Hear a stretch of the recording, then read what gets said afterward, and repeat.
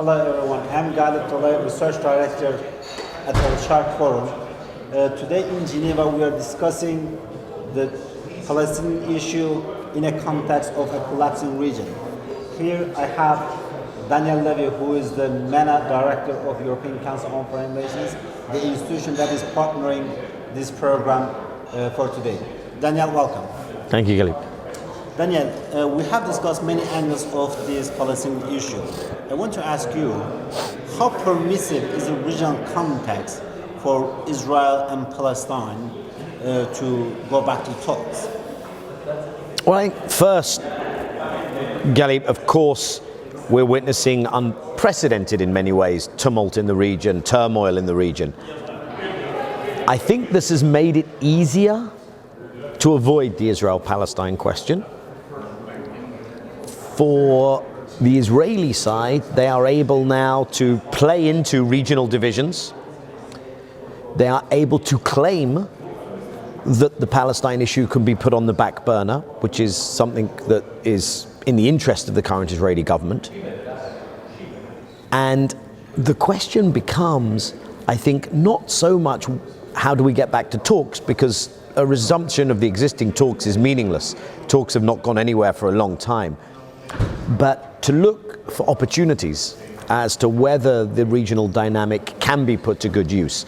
And I think the conclusion so far from our proceedings here, for me, is that really this is going to take a more assertive, strategic Palestinian initiative to change the dynamics on this issue, because at the moment the regional dynamics are making what was already an approach from the Israeli leadership of managing the conflict while entrenching the occupation. They've made that even easier. Is right now Israel basically improving its relation with major regional powers such as Saudi Arabia or the GCC countries or Turkey without any regard to the Palestinian issue? Well, I think for the Netanyahu leadership, it is quite an achievement to be able to be so aggressively anti-Palestinian, to run a racist government inside Israel vis-a-vis the Palestinian citizens of Israel, to run a government that has expanded the control in terms of the occupation, and at the same time to be deepening those ties that you mentioned.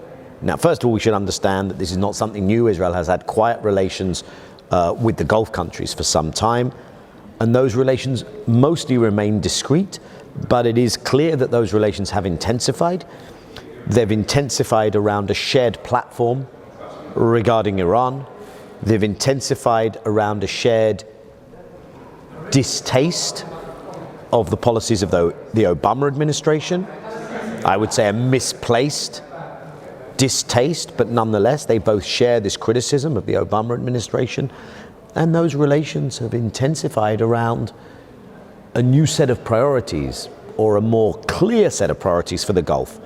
This is, of course, even more true with Egypt. Egypt and Israel have had open relationships, have had a peace treaty for over 3 decades, but I think never has the cooperation been so close. Never has the leadership in Cairo looked so much to Israel as a security partner. The relationships with Jordan are nothing new. Now, there is an ongoing effort to resume relations with Turkey. I think if relations are resumed without a very clear achievement on Gaza, and I do not think there will be a clear achievement on Gaza, then I think this will be claimed as another major success by Netanyahu. Regional context is basically playing into the hands of Israel now. But how about the international context? Is Israel facing less pressure internationally because of its approach to the Palestinian issue today than it was doing before? Israel has always managed to maintain the disenfranchisement and dispossession of the Palestinians and the denial of their basic rights and freedoms with almost entire impunity, without real international pressure. That continues. The pivot of that absence of pressure is the relationship with America and the unique position of American internal politics in support of Israel. That is being challenged by civil society. That is being challenged by a degree of American fatigue and exhaustion with managing the Middle East and the costs that come with that.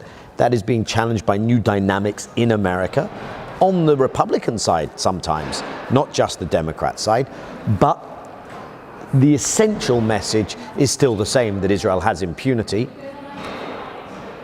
Israel is also making common cause with Islamophobes in Europe and elsewhere, and with a new resurgent extreme right wing in Europe. It will only really be changed, though, if the Palestinians challenge this impunity more effectively. Just a last addition very briefly. Does Israel now have a better narrative to tell the world as a result of the regional upheaval for not doing anything on the Palestinian file? No, not at all. The narrative that Palestinians have no rights, deserve no rights, are responsible for their own disenfranchisement, I don't think is ever a winning narrative. The idea that people should live but the world works narrative. It is an easier narrative to sell to the Israeli public, and it is an easier narrative to sell to those around the world who have a tendency to fall into the demagogic appeal to blaming all Muslims, to dehumanizing Muslims. And it is an easier narrative to sell to those who somehow think that the solution to terrorism lies only in hard security measures. That constituency has probably grown, and that is probably making a narrative that ultimately will not work for Israel and is bad news for Israel's future as well as the Palestinians. Ultimately, it won't work.